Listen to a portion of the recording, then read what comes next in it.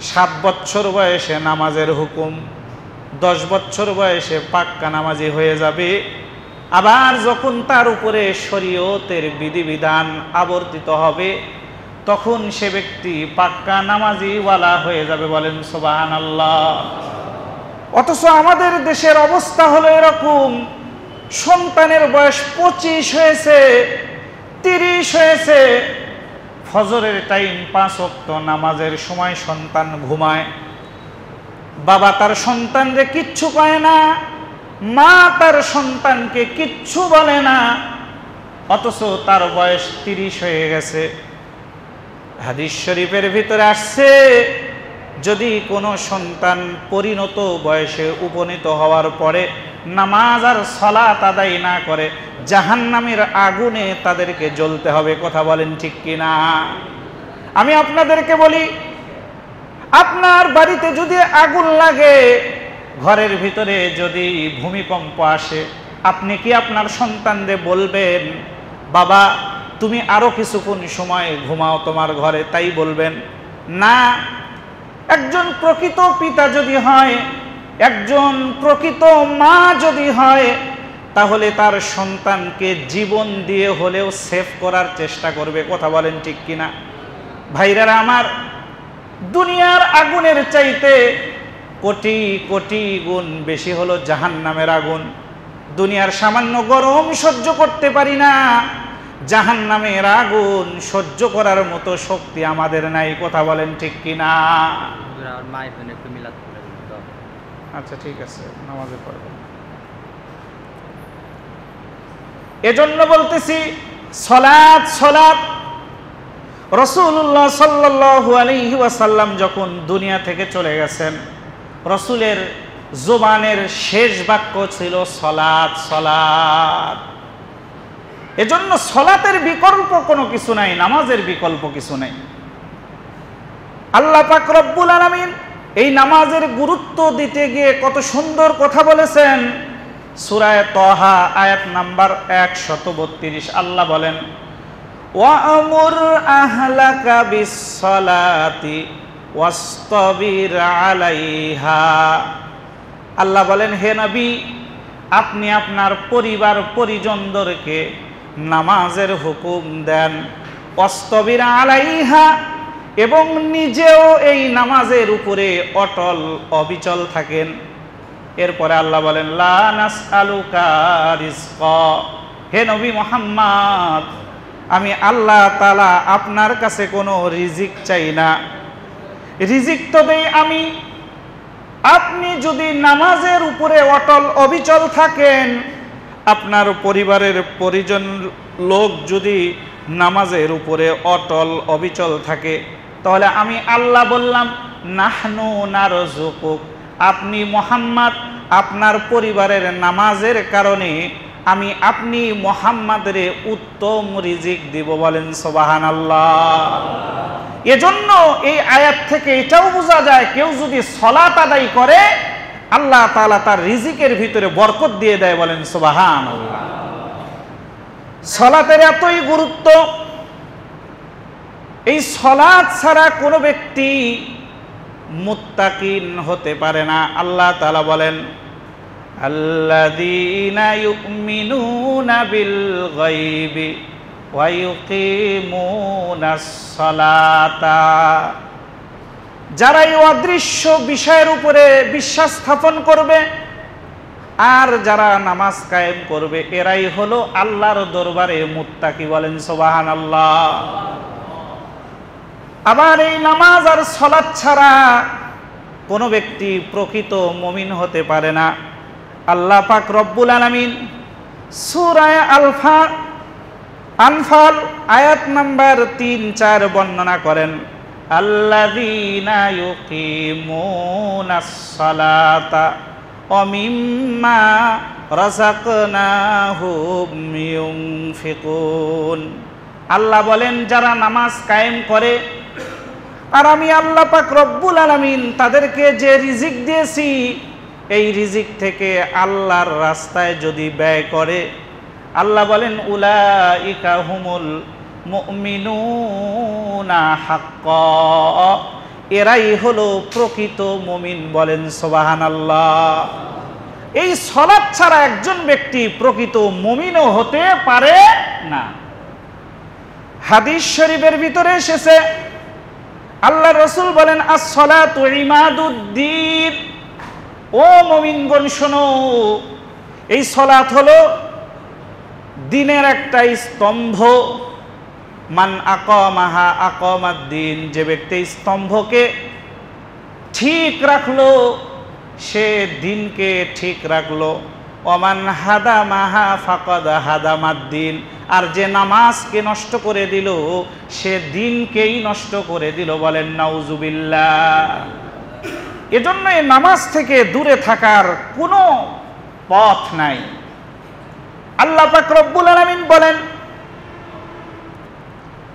আকরাবুমা, রাসূলুল্লাহ সাল্লাল্লাহু আলাইহি ওয়াসাল্লাম বলেন, আকরাবুমা ইয়াকুনুল আবদু মির রাব্বিহি ওয়া হুয়া সাজিদুন।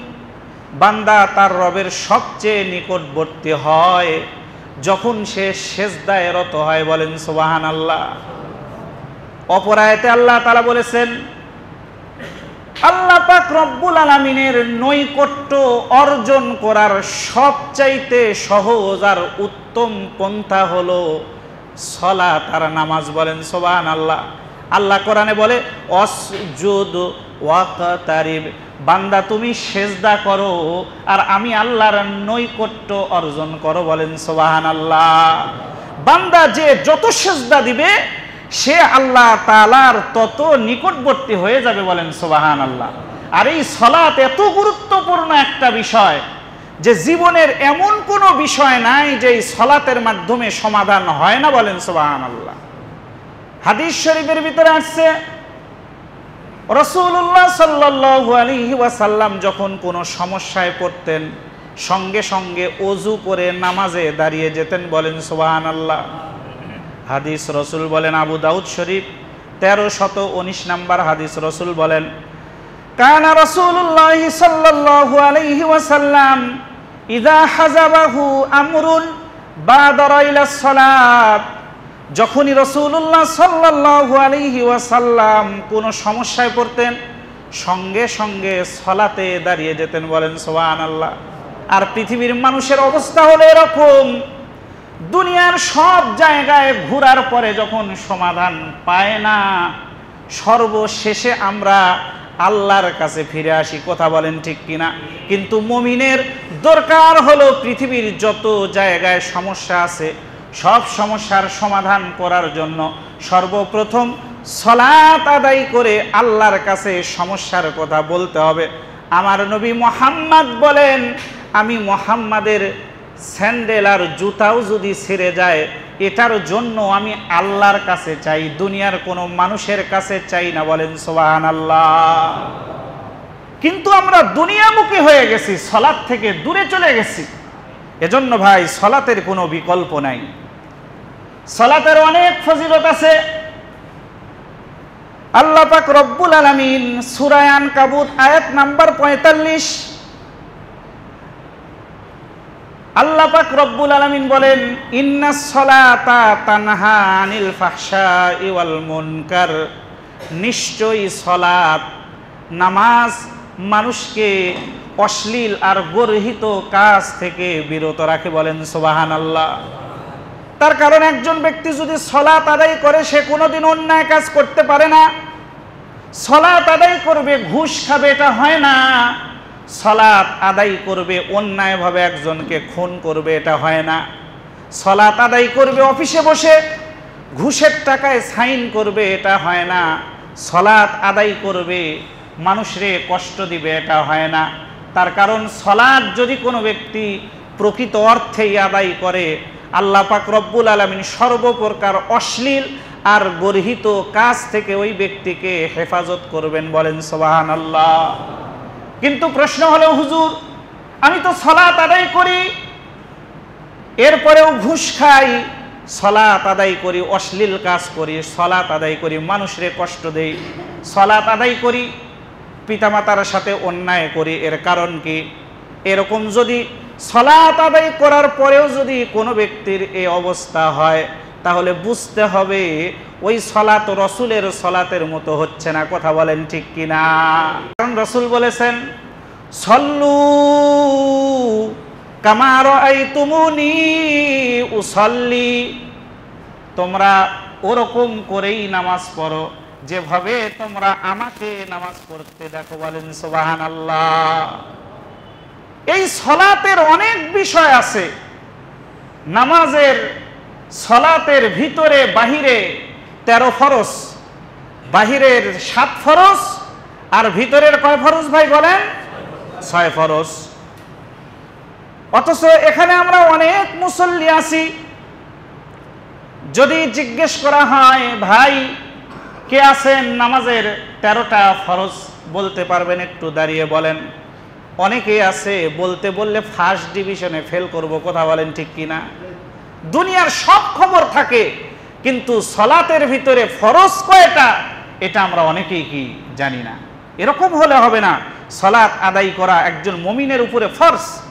আপনি যদি এই ফরজ আদায় না করেন তাহলে আল্লাহর দরবারে আপনাকে ধরা খেতে হবে। কথা বলেন ঠিক কিনা?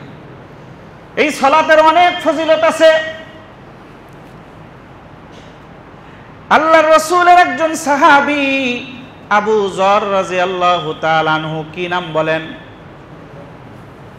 হাদিস শরীফের ভিতরে আছে, আন আবি যররিন রাদিয়াল্লাহু আনহু আন্নান নবী সাল্লাল্লাহু আলাইহি ওয়াসাল্লাম খরাজা ফিশ শিতা।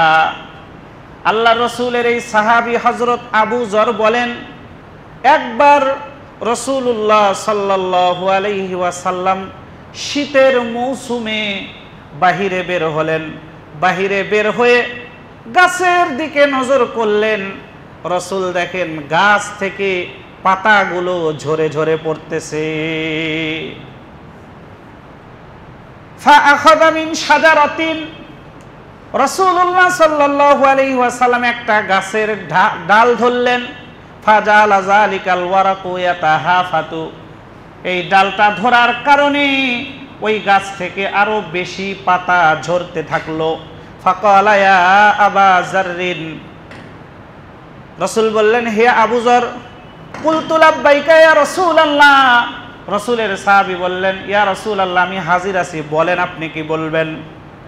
ক্বালা, রাসূল বললেন ইন্নাল আবদাল মুসলিমা লাম্মা ইউসাল্লি সলাতা ইউরিদু বিহা ওয়াজহাল্লাহ, যখন কোন মুসলমান একমাত্র কেবলমাত্র আসমানের মালিক আল্লাহ তাআলাকে রাজি খুশি করার জন্য নামাজ আদায় করে, বলে ইল্লা তাসাকাতাত আনহু যুনুবুহু কামা ইয়াতাসাকাতু ওয়ারাকু হাযিহিশ শাজারা, বলে এই গাছ থেকে যেমন ভাবে পাতাগুলো ঝরে পড়তেছে, একজন নামাজি ব্যক্তির দেহ থেকে নামাজ পড়ার সঙ্গে সঙ্গে তার দেহ থেকে এরকম করে গুনাহ ঝরতে থাকে। বলেন সুবহানাল্লাহ।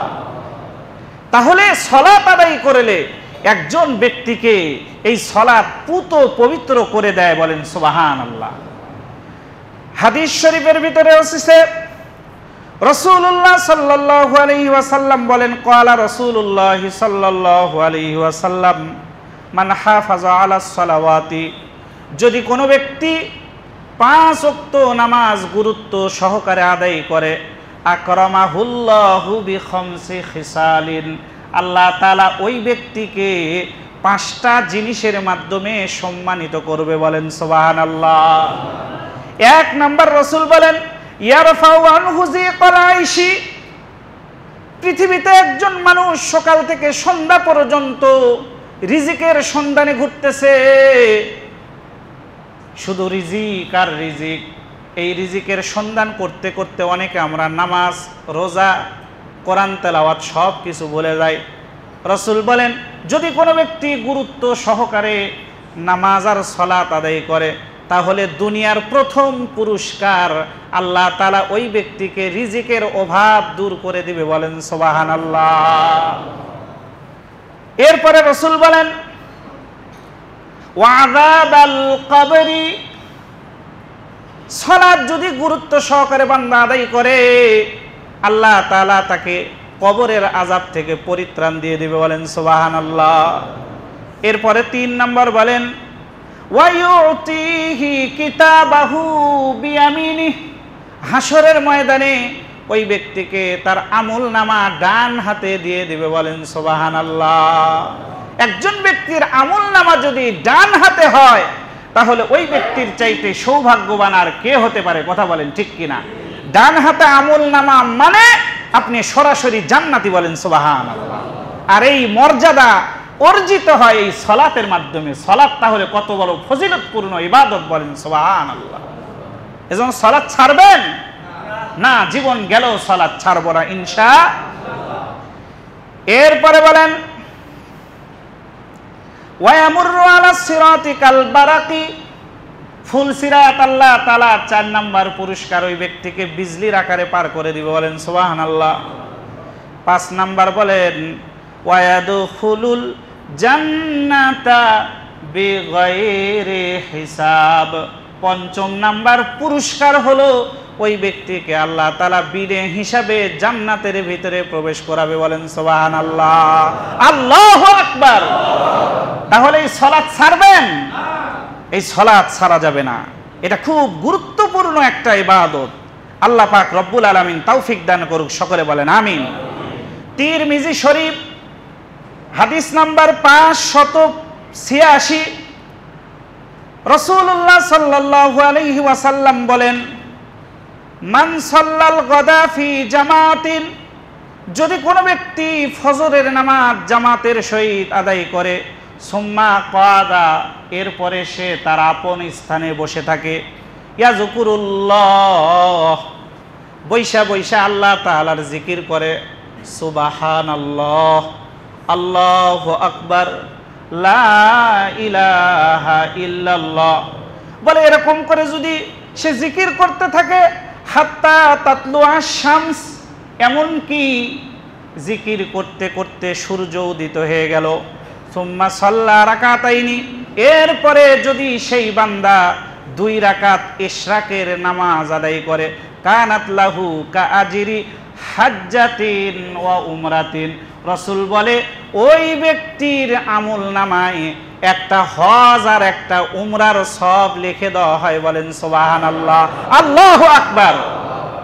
তাহলে ফজরের সালাত আদায় করার পরে আপন স্থানে বসে মানুষের সাথে কথাবার্তা না বইলা তাসবিহ তাহলিল কোরআনের তেলাওয়াত করলো, এরপরে সূর্য ওঠার পর ইশরাকের নামাজ আদায় করবো, এ তো 1 হজ 1 উমরার সওয়াব আমল নামায় দেবে। আল্লাহু আকবার।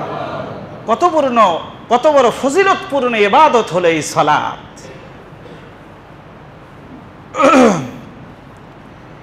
এরপরে ইবনে মাজাহ হাদিস শরীফ 793, রাসূলুল্লাহ সাল্লাল্লাহু আলাইহি ওয়াসাল্লাম বলেন মান সামিআন নিদা ফালাম ইয়াতিহি ফালা সালাতা লাহু ইল্লা মিন উযরিন, বলে যদি কোনো ব্যক্তি আযান শোনার পরেও সালাতে হাজির হইল না, বলে ওই ব্যক্তির নামাজই হইল না। বলেন নাউজুবিল্লাহ। তাহলে বিনা ইল্লা মিন উযরিন, রাসূল হাদিসের শেষে বলেন হ্যাঁ, যদি কারো ওজর থাকে, প্রয়োজন থাকে, অসুস্থ হয়, তাহলে সেক্ষেত্রে তার জন্য কি আছে? মাপ আছে। আর আপনার কোনো প্রয়োজন নাই, অলসতা করে আপনি বাড়িতে নামাজ পড়লেন, রাসূল বলতেছে যে তার যেন সালাতই হলো না। বলেন নাউজুবিল্লাহ। এরপরে সহিহ বুখারী হাদিস নাম্বার 645, রাসূল বলেন সালাতুল জামাআতি তাফজালু সালাতুল ফাজরি মিনহু বি27 দারাজাতান, যদি কোনো ব্যক্তি জামাতের সহিত সালাত আদায় করে তাহলে একা একা আদায় করার চাইতে 27 গুণ বেশি সওয়াব আল্লাহ তাআলা তার আমলনামায় দিয়ে দেয়। বলেন সুবহানাল্লাহ। কয় গুণ ভাই? 27 গুণ। অথচ হাসরের ময়দানে একটা নেকির জন্য বান্দা দৌড়াইতে থাকবে। কথা বলেন ঠিক কিনা? মাকে বলবে মা একটা নেকি দাও, সঙ্গে সঙ্গে বলবে কই, দুনিয়াতে তো আমার বিবাহই হয় নাই, সন্তান আমার কোত্থেকে আসলো? কথা বলেন ঠিক কিনা? আপনি যদি দুনিয়াতে সালাত আদায় করেন, এই সালাত হাসরের ময়দানে আমার আর আপনার জন্য নাজাতের ফয়সালা হবে। কথা বলেন ঠিক কিনা? আমরা আদায় করব তো ইনশাআল্লাহ। এরপরে রাসূল বলেন তিরমিজি শরীফ হাদিস নাম্বার 241, মান সাল্লা লিল্লাহি 40 ইয়াওমান ফি জামাতিন, যদি কোনো ব্যক্তি 40 দিন পর্যন্ত জামাতের সহিত নামাজ আদায় করে, ইদরিকুত তাকবীরাতাল উলা, তাকবীরের উলা সহিত, কিসের সহিত বলেন?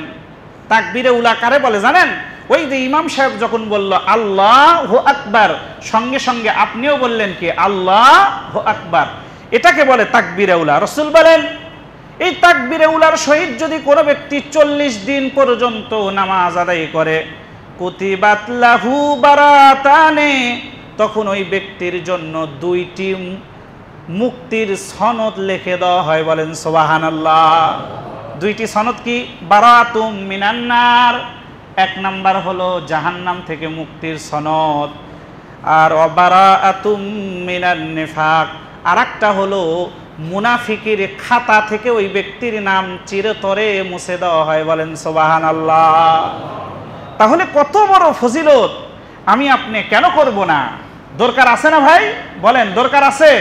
সালাত আর আপনারা কাজা করবেন?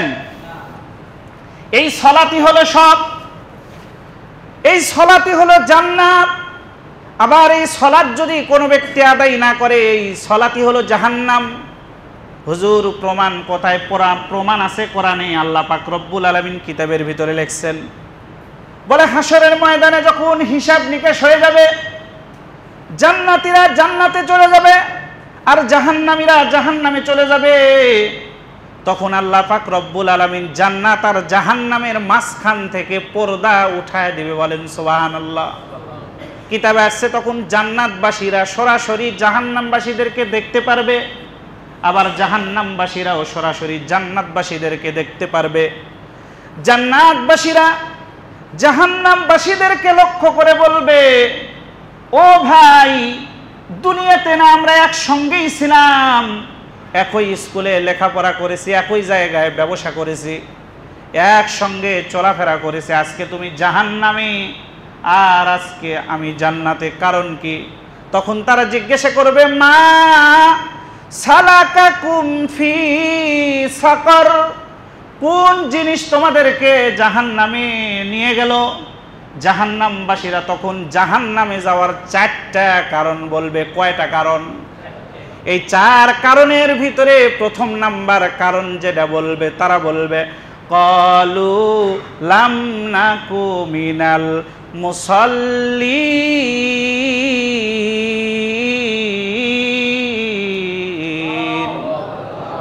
প্রথম কারণ বলবে আমরা মুসল্লি ছিলাম না। তাহলে মুসল্লি হওয়ার জন্য কি করতে হয় বলেন? সালাত পড়তে হয়, নামাজ পড়তে হয়। তাহলে জাহান্নাম যাওয়ার প্রথম কারণ তারা বলবে আমরা নামাজ পড়ি নাই। যদি নামাজ পড়েন তো জান্নাত, আর যদি সালাত আদায় না করেন তো জাহান্নাম ছাড়া মুক্তি নাই। কথা বলেন ঠিক কিনা? জাহান্নামে যেতে হবে, জাহান্নামে যাওয়ার কাজ এগুলো। এজন্য আমাদের দরকার হলো আমরা সালাত ঠিক মতো ওয়াক্ত মতো নামাজ আদায় করব। পারবো তো ইনশাআল্লাহ?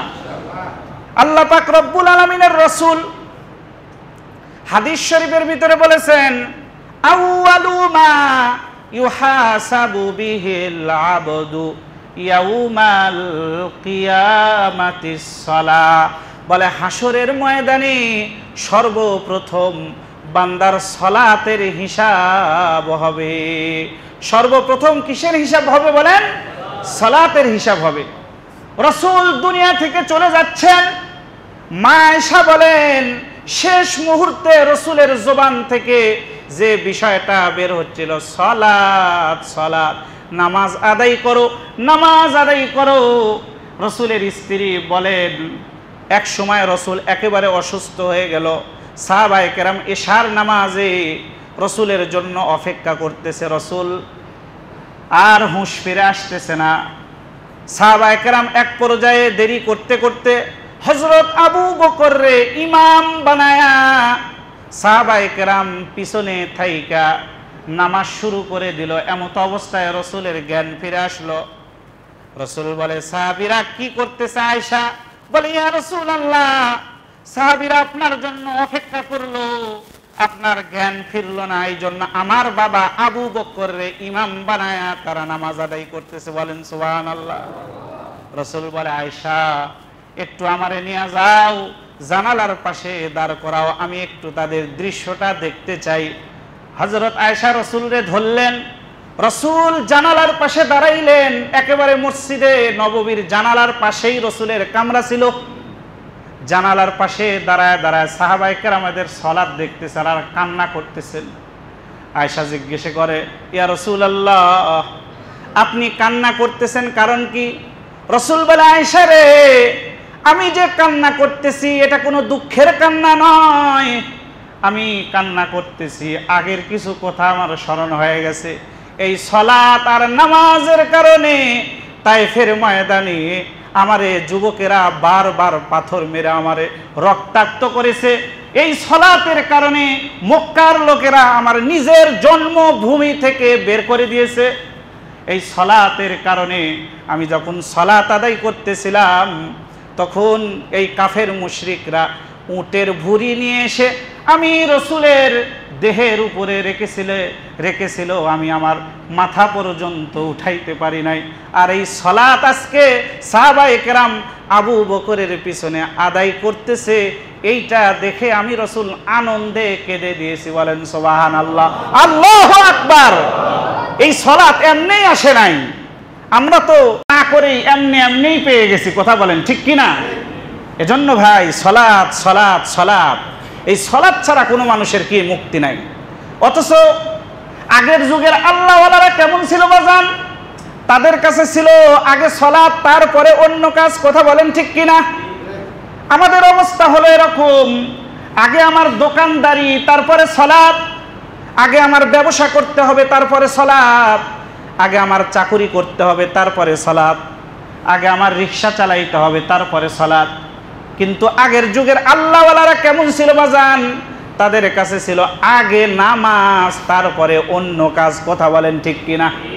বলে এরকম অবস্থা যদি কোনো বান্দার হয় যে সে সালাত আদায় করবে, সব কিছুকে সে পিছনে ফেলে রাখবে, বলে সালাত আদায়কারী ব্যক্তি সালাত আদায় করার পরে যেখানেই হাত দিবে আল্লাহ তাআলা ওই জায়গায় বরকত দ্বারা ভরপুর করে দিবে। বলেন সুবহানাল্লাহ। সালাত, এজন্য এই সালাতকে ছাড়বেন? আমাদের সমাজে এমনও আছে আমরা নিজেরা নামাজ পড়ি, বাচ্চারা নামাজ পড়ে না। আমি নিজে সকালবেলা ঘুম থেকে উঠে মসজিদে সালাত আদায় করার জন্য চলে আসি, কিন্তু আমার বাবা বিছানায় ঘুম পড়ে, আমার বিবি বিছানায় ঘুম পারে, আমার বাচ্চা বিছানায় ঘুম পারে, আমাদের কোনো মাথা ব্যথা নেই। আমি বলি, যেই সন্তান বিছানায় ঘুমায় অথচ তার বাবা তার সন্তানরে কিছু বলে না, আমি মনে করি সে সন্তানের প্রকৃত বাবা সে নয়। কথা বলেন ঠিক কিনা?